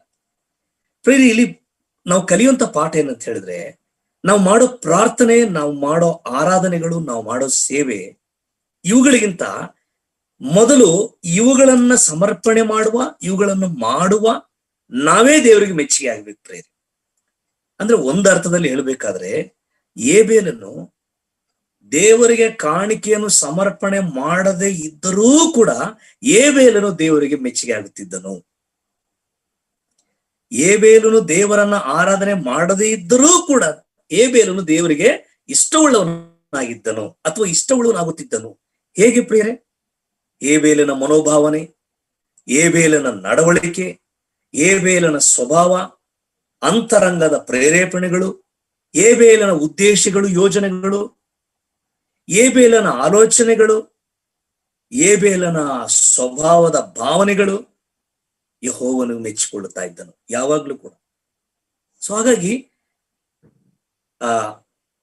ನೋಡಿ, ಅವರ ಮತ್ತೇನು ಬರೆಸುವಾರ್ತೆ, ಅವರ ಕೃತ್ಯಗಳಿಂದ ನೋಡಿ, ಅವರ ಫಲಗಳಿಂದ ಅವರ ಕೃತ್ಯಗಳು ತಿಳಿತು ಅಂತೇಳಿ ಒಂದು ಮಾತು ಬರೆಯಲ್ಪಟ್ಟು ನನಗೆ ಅದು ಬಯಾಟ ಬರ್ತಾ ಇಲ್ಲ. ಅದು ಬಹಳ ಚೆನ್ನಾಗಿದೆ. ಮತ್ತೇನು ಬರೆಸುವಾರ್ತೆ 7ನೇ ಅಧ್ಯಾಯ ಅಂತ ನೆನೆಸ್ತೀನಿ ನಾನು.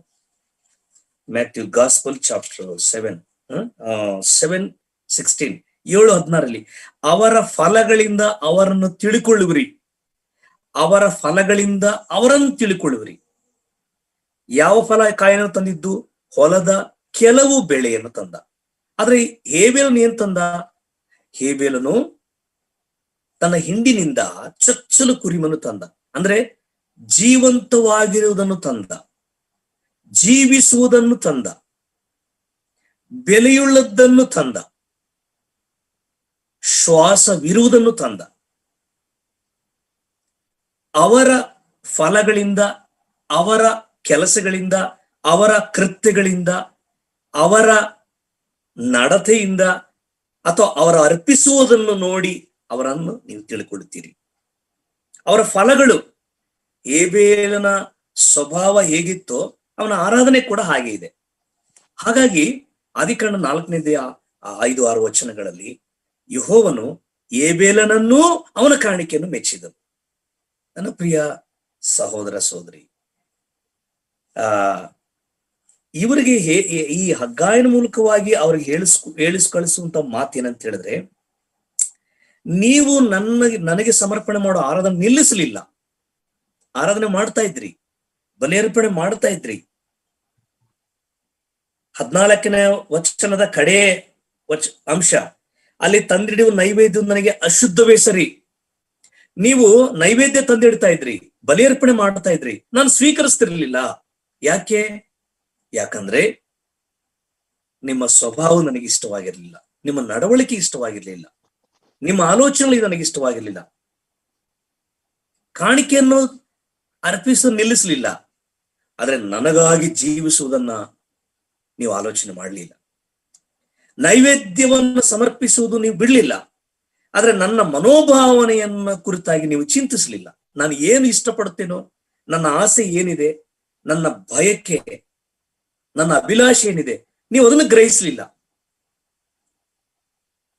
ನೀವು ವರ್ತನೆ ರೀತಿಯಲ್ಲಿ ಮಾಡ್ತಾ ಇದ್ರಿ. ವರ್ತನೆ ನಾವು ಹೇಳದಿದ್ರು ಹಾಲ್ ತಂದಲ್ಲಿ ಇಟ್ಟು ಹೋಗ್ತಾರೆ. ಒಮ್ಮೆ ಹೇಳಿದ್ರೆ ಸಾಕು, ತಿಂಗಳಿಗೊಂದ್ಸರಿ ಬಿಲ್ ಕೊಡ್ತೀನಿ, ಹಾಲ್ ತಂದಲ್ಲಿ ಕಾಂಪೌಂಡ್ ಮೇಲೆ ಇಡಿ ಅಂದ್ರೆ ಸಾಕು, ಅವ್ರ ಹಾಲ್ ತಂದು ಇಟ್ಟು ಹೋಗ್ತಾರೆ. ವರ್ತನೆ ಪೇಪರ್ಗೆ ಒಂದ್ಸರಿ ಹೇಳಿದ್ರೆ ಸಾಕು, ನಾವು ಪೇಪರ್ ಪ್ರತಿದಿನ ಅವರೇ ಬಂದು ಹಾಕಿ ಹೋಗ್ತಾರೆ, ಅವ್ರಿಗೆ ತಿಂಗಳಿಗೊಂದು ಬಿಲ್ಲು. ವರ್ತನೆ ಅದು. ಅಂದ್ರೆ ಒಂದು ರೋಬೋ ಮತ್ತೆ ಕಂಪ್ಯೂಟರ್ ಮಾಡದ ಸೇವೆ ಅದು. ರೋಬೋ ಒಂದ್ಸರಿ ಆಪರೇಟ್ ಮಾಡಿ ಸಿಸ್ಟಮ್ ನಲ್ಲಿ ನಾವು ಮಾಡಿದ್ರೆ ಅದು ಕೆಲಸ ಮಾಡ್ತಾನೆ ಇರುತ್ತೆ ರೋಬೋ. ಹಾಗೆ ಒಂದು ವರ್ತನೆ ಕೆಲಸ ಇದು. ಏನಂದ್ರೆ ಬಲಿಯರ್ಪಣೆ ಕೊಡಬೇಕು, ಪ್ರಾರ್ಥನೆ ಮಾಡಬೇಕು, ಆರಾಧನೆ ಮಾಡಬೇಕು. ಬಟ್ ಯಾವ ಉದ್ದೇಶ, ಯಾವ ವಿಧಾನ, ಯಾವ ಸ್ವಭಾವಗಳಿಂದ ನಾವು ಕರ್ತನಿಗೆ ಆರಾಧನೆ ಮಾಡಬೇಕು, ಅಥವಾ ದೇವರು ಇದನ್ನ ಇಷ್ಟಪಡ್ತಾನ ಇಲ್ವಾ, ಆ ಒಂದು ಏನದು ಪ್ರೈಮರಿ ಥಿಂಕಿಂಗ್, ಒಂದು ಪ್ರಾಥಮಿಕವಾದ ಚಿಂತನೆಗಳು ಬೇಕು ಪ್ರೇರೆ. ಪ್ರಾರ್ಥನೆ ಮಾಡಬೇಕು, ವರ್ತನೆ, ಊಟಕ್ಕಾಗಿ ವರ್ತನೆ, ಪ್ರಾರ್ಥನೆ. ಕರ್ತನೆ, ಆಹಾರ ಕೊಟ್ಟದಕ್ಕಾಗಿ ಸ್ತೋತ್ರ, ದೇವ್ರೆ ಆಹಾರನ ಆಶೀರ್ವದಿಸು. ಕರ್ತನೆ, ನೀನು ಕೊಟ್ಟ ರಕ್ಷಣೆಗಾಗಿ ಸ್ತೋತ್ರ. ವರ್ತನೆ. ನಾವು ನಮ್ಮ ಪ್ರಾರ್ಥನೆಗಳು, ನಮ್ಮ ಆರಾಧನೆಗಳು ಸಂದರ್ಭಕ್ಕನುಗುಣವಾಗಿ, ನಮ್ಮ ಸ್ಥಿತಿಗನುಗುಣವಾಗಿ, ನಮ್ಮ ಸ್ವಭಾವಕ್ಕನುಗುಣವಾಗಿ ಇರುವಂತದ್ದು ಬಹಳ ಪ್ರಾಮುಖ್ಯ. ಈ ದಿನಗಳಲ್ಲಿ ನಾವು ನಡೆದು ಹೇಗೆ ಬಂದಿದ್ದೀವಿ, ಕರ್ತನು ಏನನ್ನ ಇಷ್ಟಪಡ್ತಾನೆ ಎಂಬುದಾಗಿ ಅಲ್ಲಿ ಹಗ್ಗಾಯನ ಮೂಲಕವಾಗಿ ಹೇಳುವಂತ ಮಾತೇನೆಂದ್ರೆ, ಯೆಹೋವನ ಆಲಯದ ನೋಡಿ ಅದು ಅಶುದ್ಧವೇ ಸರಿಯಿಂದ 13ನೇ ವಚನದಲ್ಲಿದೆ. 14ನೇ ವಚನದಲ್ಲಿ ಆಗ ಹಗ್ಗಾಯನು ಆ ಪ್ರಸ್ತಾಪನೆ ಹೀಗಂದನು, ಯೆಹೋವನು ಇಂತೆನ್ನುತ್ತಾನೆ, ಅದು ಸರಿನಾ, ಅಥವಾ ಕರ್ತನು ಏನನ್ನು ಇಷ್ಟಪಡ್ತಾನೆ ಅದು ಸರಿನಾ. ಆದಿಕಾಂಡ 8ನೇ ಅಧ್ಯಾಯ 20ನೇ ವಚನಕ್ಕೆ ನಾವು ಬರುವಾಗ, ಜೆನೆಸಿಸ್ ಚಾಪ್ಟರ್ 8:20 8:20 ಬರುವಾಗ, ಈ ಒಂದು ವರ್ಷ ಸುಮಾರು 365 ದಿನಗಳು ನೋಹನ ಕುಟುಂಬ ನಾವೆಲ್ಲಿದ್ರು ಅಂತೇಳಿ ಒಂದು ಚರಿತ್ರೆ. ಸುಮಾರು 1 ವರ್ಷ ಕಾಲ ಒಳಗಡೆ ಇದ್ರು. ಅವರು ಹೊರಗೆ ಬಂದು ಕೂಡ್ಲೇನೆ ನೋಹನು ಪ್ರಪ್ರಥಮವಾಗಿ ಮಾಡಿದ ಕೆಲಸ ಒಂದು ಯಜ್ಞವೇದಿಯನ್ನು ಕಟ್ಟಿ, ಅಲ್ಲಿ ಬರೆಯಲ್ಪಟ್ಟ ಮಾತು, ಶುದ್ಧವಾದ ಎಲ್ಲವುಗಳಲ್ಲಿ ಶುದ್ಧವಾದವನ್ನು ಪ್ರತ್ಯೇಕಿಸಿದನು ಅಂತ ಹೇಳಿ ಬರೆಯಲ್ಪಟ್ಟಿದೆ. ನಾ ವಾಕ್ಯವನ್ನು ಓದ್ಲಿಕ್ಕೆ ಇಷ್ಟಪಡ್ತೀನಿ ಪ್ರೇರೆ. 8:20 ನೋಹನು ಯೆಹೋವನಿಗೋಸ್ಕರ ಯಜ್ಞವೇದಿಯನ್ನು ಮಾಡಿ ಅದರ ಮೇಲೆ ಶುದ್ಧವಾದ ಎಲ್ಲಾ ಪಶು ಪಕ್ಷಿ ಜಾತಿಗಳಲ್ಲಿ ಸರ್ವಾಂಗ ಹೋಮ ಮಾಡಿದನು.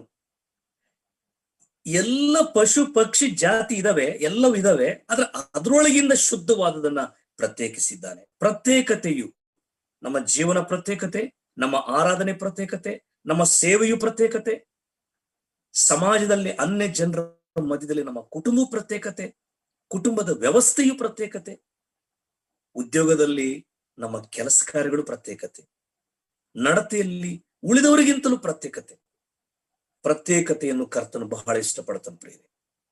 ಆ ಪಶು ಪಕ್ಷಿ ಜಾತಿಗಳಲ್ಲಿ ಶುದ್ಧವಾದದ್ದನ್ನು ಆರಿಸಿಕೊಂಡನು, ಯಾವುದನ್ನಾದ್ರೂ ಸಮರ್ಪಣೆ ಮಾಡಲಿಲ್ಲ ಪ್ರಿಯರೇ. ನಾವು ಎಲ್ಲರೂ ನಮ್ಮ ಮಗಳಿಗೆ ಒಂದು ಶೂ ಅಂಗಡಿಗೆ ಹೋಗ್ತೀವಿ, ಒಳ್ಳೆ ಶೂ ಕೊಡ್ರಿ ಅಂತೀವಿ. ನಾವೊಂದು ರೇಷನ್ ಶಾಪ್ಗೆ ಹೋಗ್ತೀವಿ, ಯಾವ್ದಾದ್ರು ಒಳ್ಳೆ ಅಕ್ಕಿ ಇದೆಯಾ, ಯಾವ್ದಾರು ಒಂದು ಅಕ್ಕಿ ಕೊಡಿ ಅಂತ ಕೇಳೋದಿಲ್ಲ, ಯಾವ್ದಾದ್ರು ಒಂದು ಶೂ ಕೊಡಿ ಅಂತ ಕೇಳೋದಿಲ್ಲ, ಯಾವ್ದಾದ್ರು ಒಂದು ಬಟ್ಟೆ ಕೊಡಿ ಅಂತ ಕೇಳೋದಿಲ್ಲ. ಒಂದ್ ವೇಳೆ ವಿದ್ಯಾವಂತರಾದ್ರೆ ಬ್ರಾಂಡೆಡ್ ಹೆಸರು ಹೇಳ್ತೀವಿ, ಅವಿದ್ಯಾವಂತರು ಆದ್ರೆ ಒಳ್ಳೇದು ಕೊಡಿ ಅಂತೀವಿ. ಒಳ್ಳೆಯದು ದೇವರಿಗಿಷ್ಟ, ಒಳ್ಳೆಯ ಆರಾಧನೆ, ಒಳ್ಳೆ ಕಾಣಿಕೆಗಳು, ಒಳ್ಳೆ ಪ್ರಾರ್ಥನೆ, ಒಳ್ಳೆಯ ಸೇವೆ, ಒಳ್ಳೆಯ ಸಮರ್ಪಣೆ ಬಹಳ ಇಷ್ಟಪಡ್ತಾನೆ. ಸೊ ಹಾಗಾಗಿ ಕರ್ತನಿಗೆ ಮೀಸಲಾಗಿರುವುದು ಯಾವುದು, ಮೆಚ್ಚುಗೆ ಆಗಿರುವುದು ಯಾವುದು, ಪ್ರತ್ಯೇಕವಾಗಿರುವುದು ಯಾವುದು, ಆತನ ಇಷ್ಟಪಡುವುದು ಯಾವುದು, ನಾವು ಅದನ್ನೇ ಸಮರ್ಪಿಸೋಣ. ಆತನ ಮೆಚ್ಚುವಂತನಾಗಿದ್ದ. ನನ್ನ ಪ್ರಿಯ ಸಹೋದರ ಸಹೋದರಿ, ದೇವರು ನಮಗೆ ಕೊಟ್ಟಿರುವ ಈ ಭಾಗ್ಯವನ್ನು, ಈ ಅವಕಾಶವನ್ನು ನಾವು ಕರ್ತನಿಗೆ ಆಗಿ ಮೀಸಲಾಗಿದ್ದು, ಮೆಚ್ಚುಗೆಯಾಗಿದ್ದು, ಆತನಿಗೆ ಸಮರ್ಪಣೆಯುಳ್ಳ ಸೇವೆ ಮಾಡೋಣ, ಸಮರ್ಪಣೆ ಕಾಣಿಕೆಯನ್ನು ಕೊಡೋಣ, ಸಮರ್ಪಣೆಯುಳ್ಳಂತ ಪ್ರಾರ್ಥನೆಯನ್ನು ಮಾಡೋಣ. ಕರ್ತನು ಅದು ಮೆಚ್ಚಿಕೊಳ್ಳುತ್ತಾ ಇದ್ದಾನೆ ಇಲ್ಲೋ ಅನ್ನೋದಕ್ಕೆ ಏನು ಸೂಚನೆ ಪ್ರಿಯರೇ? ಒಂದು ವೇಳೆ ನಮ್ಮ ಪ್ರಾರ್ಥನೆ ದೇವರು ಮೆಚ್ಚಿದ್ದಾನೆ ಅನ್ನೋದಕ್ಕೆ ಸೂಚನೆ ಏನು? ಅದರ ಪ್ರತ್ಯುತ್ತರ ಬರುವುದು. ಆರಾಧನೆ ಮೆಚ್ಚಿದ್ದಾನ ಸೂಚನೆ ಏನು ಪ್ರಿಯರೇ? ಅದರಿಂದ ನಾವು ಆನಂದಿಸುವುದು, ಆರಾಧನೆ ಪರಿಪಕ್ವತೆಯನ್ನು ಪಡೆಯುವುದು. ನಮ್ಮ ಸೇವೆಯನ್ನು ಆತನು ಮೆಚ್ಚಬೇಕಾಗಿದೆ, ನಮ್ಮ ಕಾರ್ಯಗಳು ಆತನು ಮೆಚ್ಚಬೇಕಾಗಿದೆ. ಸೊ ಹಾಗಾಗಿ ದೇವರಿಗೆ ಮೀಸಲಾಗಿರುವುದು ಯಾವುದು, ದೇವರು ಮೆಚ್ಚಿಕೊಳ್ಳುವಂಥದ್ದು ಯಾವುದು, ದೇವರು ಇಷ್ಟಪಡುವಂಥದ್ದು ಯಾವುದು? ಸ್ವಾರ್ಥಗಳಲ್ಲಿ ಓದ್ತಿವೆ, ಇದ್ದವರು ಬಹಳ ಮಂದಿ ದೇವಾಲಯದ ಹತ್ರ ರಾಶಿ ರಾಶಿ ತಂದಾಗ್ತಾ ಇದ್ರ ಕಾಣಿಕೆ. ಇಲ್ಲದೆ ಇರುವ ಆ ಬಡ ವಿಧವೆ 2 ಕಾಸನ್ನು ತಂದು ಹಾಕಿದ್ಲು. 2 ಕಾಸು ಪ್ರತ್ಯಕ್ಷವಾಗಿ ಅಕ್ಷರಾರ್ಥವಾಗಿ ಬಹಳ ಕಡಿಮೆ ಬೆಲೆ ಇಲ್ಲ. ಆದ್ರೆ ಕರ್ತನು ಆಕೆ ಅಂತರಾಳ ಮನೋಭಾವನೆ ತಿಳಿದವನಾಗಿದ್ರಿಂದ ನಿಮ್ಮೆಲ್ಲರಿಗಿಂತಲೂ ಈಕೆ ಹೆಚ್ಚಾಗಿ ಹಾಕಿದ್ದಾಳೆ. ಯಾಕಂದ್ರೆ ಆಕೆ ಹತ್ರ ಇದ್ದಿದ್ದೇ 2 ಕಾಸು. ಆ 2 ಕಾಸನ್ನು ಹಾಕಿದ್ದಾಳೆ. ಕರ್ತನಿಗೆ ಬೇಕಾಗಿರೋದು ಏನಂದ್ರೆ ಸಮರ್ಪಣೆಯ ಆರಾಧನೆ, ಸಮರ್ಪಣೆಯ ಸೇವೆ, ಸಂಪೂರ್ಣವಾದ ಪ್ರಾರ್ಥನೆ. ನನ್ನ ಪ್ರಿಯ ಸಹೋದರ ಸಹೋದರಿ, ಕರ್ತನು ಮೆಚ್ಚುವಂಥದ್ದು, ಕರ್ತನು ಇಷ್ಟಪಡುವಂಥದ್ದು ನಾವು ಮಾಡುವಂತರಾಗೋಣ. ಜನರು ಅವ್ರ ಕಾಣಿಕೆಯನ್ನು ಅರ್ಪಿಸ್ತಿದ್ರು. ದೇವ್ರು ಯಾಕೆ ಇಷ್ಟಪಡ್ಲಿಲ್ಲ ಅಂದ್ರೆ ದೇವರ ಅಭಿಲಾಷೆ ಏನು, ಆಶೆ ಏನು ಮೊದಲು ತಿಳ್ಕೊಂಡಿಲ್ಲ ಇವರು ಜನರು. ಇವರು ವರ್ತನೆ ಮೂಲಕ ಕಾಣಿಕೆ ಕೊಡ್ತಾ ಇದ್ದಾರೆ, ಅಭ್ಯಾಸದ ಮೂಲಕ ಕಾಣಿಕೆ ಕೊಡ್ತಾ ಇದ್ದಾರೆ. ಕೊಡಬೇಕು, ಕೊಡ್ತಾ ಇದ್ದೀವಿ. ಅರ್ಪಿಸ್ಬೇಕು, ಅರ್ಪಿಸ್ತಾ ಇದ್ದೀವಿ. ಅದು ಕರ್ತನು ಇಷ್ಟಪಡ್ತಾನೋ ಇಷ್ಟಪಡೋದಿಲ್ವೋ, ಸ್ವೀಕರಿಸ್ತಾನೋ ಸ್ವೀಕರಿಸಲ್ವೋ, ಮೆಚ್ಚಿಕೊಳ್ತಾನೋ ಮೆಚ್ಚಿಕೊಳ್ಳಲ್ವೋ ನಮಗ ಅಗತ್ಯ ಇಲ್ಲ. ನಾವು ಕೊಡಬೇಕು, ಕೊಡ್ತಾ ಇದೀವಿ. ಪ್ರಾರ್ಥನೆ ಮಾಡಬೇಕು, ಮಾಡ್ತಾ ಇದೀವಿ. ಆರಾಧನೆ ಮಾಡಬೇಕು, ಮಾಡ್ತಾ ಇದೀವಿ. ಸೇವೆ ಮಾಡಬೇಕು, ಮಾಡ್ತಾ ಇದೀವಿ. ಸೊ ಕರ್ತನು ಹೇಗೆ ಮೆಚ್ಚಿಕೊಳ್ತಾ ಇದ್ದಾನೆ, ಯಾವ ಕೊಡ್ತಾ ಇದ್ದಾನೆ, ಅದು ಬಹಳ ಪ್ರಾಮುಖ್ಯ. ಸೊ ಹಾಗಾಗಿ ನನಗೆ ಅಶುದ್ಧವೇ ಸರಿ ಎಂಬುದಾಗಿ ನಾನು ಆ ವಾಕ್ಯ ನಿಲ್ಲಿಸ್ತೇನೆ. ಕರ್ತನು ಮೆಚ್ಚುವಂಥದ್ದನ್ನ ನಾವು ಮಾಡೋಣ, ಆತನ ಇಷ್ಟಪಡುವಂಥದ್ದನ್ನ ಮಾಡೋಣ, ಆತನ ಆಶೀರ್ವಾದಕ್ಕೆ ನಾವು ಪಾತ್ರರಾಗೋಣ. ಆತನ ಮೆಚ್ಚುವಂಥದ್ದು ಅನೇಕ ಬಾರಿ ನಾವು ರಕ್ಷಣೆ ಇಲ್ಲದೆ ಕಾಣಿಕೆನ ಹಾಕ್ತೀವಿ ಅಲ್ಲ, ರಕ್ಷಣೆ ಹೊಂದಿರಲ್ಲ, ಕಾಣಿಕೆನ ಹಾಕ್ತೀವಿ. ಆರಾಧನೆಯಲ್ಲಿ ಪಾಲ್ಗಾರಾಗ್ತಿರಲ್ಲ, ಸ್ವಾರ್ಥ ಸೇವೆ ಮಾಡ್ತಾ ಇರ್ತೀವಿ. ದೀಕ್ಷಾಸನ ಆಗಿರಲ್ಲ, ನಮ್ಗಿನ್ನು ಅನುಮತಿಗೆ ಸರಿಯಾಗಿ ಬರೋದಿಲ್ಲ, ಆಲಯದ ಕೆಲಸಗಳನ್ನು ಮಾಡ್ತಾ ಇರ್ತೀವಿ. ಇದ್ಯಾವುದು ಮೆಚ್ಚಿಕೊಳ್ಳೋದಿಲ್ಲ ಪ್ರೇರೆ. ಕರ್ತನು ಮೆಚ್ಚುವಂತ ಆತ್ಮೀಕ ಸಮರ್ಪಣೆಯನ್ನ ಮೊದಲು ಆತನಿಗೆ ಮೀಸಲಿಡೋಣ. ಅನಂತರ ನಾವು ಕೆಲಸಗಳನ್ನು ಮಾಡೋಣ, ಅನಂತರ ಕಾಣಿಕೆಯನ್ನು ಹಾಕೋಣ, ಅನಂತರ ಸೇವೆ ಮುಂತಾದನ್ನು ಮಾಡೋಣ. ಮೊದಲು ಆತ್ಮೀಕವಾದ ಸಮೀಪತ್ವ, ಆಮೇಲೆ ನಮ್ಮ ಬಾಹ್ಯ ಸಂಬಂಧವಾದದ್ದು, ಅಕ್ಷರಾರ್ಥವಾದದ್ದು, ಆಮೇಲೆ ಭೌತಿಕವಾದಂತ ಒಂದು ಸಮೀಪತ್ವ. ಆತ್ಮಿಕ ಸಮೀಪತ್ವ ಬಹಳ ಪ್ರಾಮುಖ್ಯ. ಈ ಕೂಟದಲ್ಲಿ ಯಾರಾದ್ರೂ ಯೇಸು ಕ್ರಿಸ್ತನನ್ನ ನೀವು ಇನ್ನೂ ಅಂಗೀಕಾರ ಮಾಡಿಕೊಳ್ಳದೆ ನೀವು ಸಭೆಗೆ ಹೋಗ್ತಾ ಇದ್ರೆ, ಪಾಪ ಕ್ಷಮಾಪಣೆ ಹೊಂದದೆ ಇನ್ನು ನೀವು ಸಭೆ ಕೆಲಸಗಳನ್ನು ಮಾಡ್ತಾ ಇದ್ರೆ, ಕರ್ತನಿಗೆ ಪ್ರತ್ಯೇಕವಾಗಿ ಇಲ್ಲದೆ ನೀವು ಸೇವೆ ಕೊಡ್ತಾ ಇದ್ರೆ, ಈ ಕೂಟದಲ್ಲಿ ಒಂದು ನಿರ್ದಿಷ್ಟ ತೀರ್ಮಾನ ಮಾಡಿ, ಕರ್ತನೇ ನಾನು ಪಾಪಿ, ನನ್ನನ್ನು ಕ್ಷಮಿಸು, ನನಗೆ ಮೊದಲು ರಕ್ಷಣೆ ಕೊಡು, ಅನಂತರ ನಾನು ನಿನ್ನ ಕೆಲಸಗಳನ್ನು ಮಾಡ್ತೇನೆ, ನನ್ನ ಪಾಪಗಳನ್ನು ಕ್ಷಮಿಸು, ಅನಂತರ ನಿನಗೆ ಕೊಡ್ತೀನಿ. ನಾನು ಕರ್ತನೇ ನನ್ನನ್ನು ಮನ್ನಿಸಿ ದೀಕ್ಷಾಸ್ಥಾನಕ್ಕೆ ಪ್ರೇರೇಪಣೆ ಕೊಡು, ಅವಕಾಶ ಕೊಡು, ಅನಂತರ ನಿನ್ನ ಆಲಯದ ಕೆಲಸಗಳನ್ನು ಮಾಡ್ತೀನಿ ಎಂಬುದಾಗಿ ಒಂದು ನಿರ್ದಿಷ್ಟವಾಗಿ ಪ್ರಾರ್ಥನೆ ಮಾಡಿ, ಆ ರೀತಿ ಮಾನಸಾಂತರ ಹೊಂದಿ, ರಕ್ಷಣೆ ಹೊಂದಿ, ಕರ್ತನಿಗಾಗಿ ಜೀವಿಸಬೇಕು ಅಂತ ಹೇಳಿ ನಾನು ಪ್ರೀತಿಯಿಂದ ನಿಮ್ಮೆಲ್ಲರನ್ನು ಮನವಿ ಮಾಡ್ತೇನೆ. ಈ ಅವಕಾಶ ಕೊಟ್ಟಂತ ಆತ್ಮೀಕ ಸಹೋದರಿಗೆ ನಾನು ಪ್ರತ್ಯೇಕವಾಗಿ ವಂದನೆಗಳನ್ನು ತಿಳಿಸುವುದನ್ನಾಗಿದ್ದೇನೆ. Thank you brothers, thank you.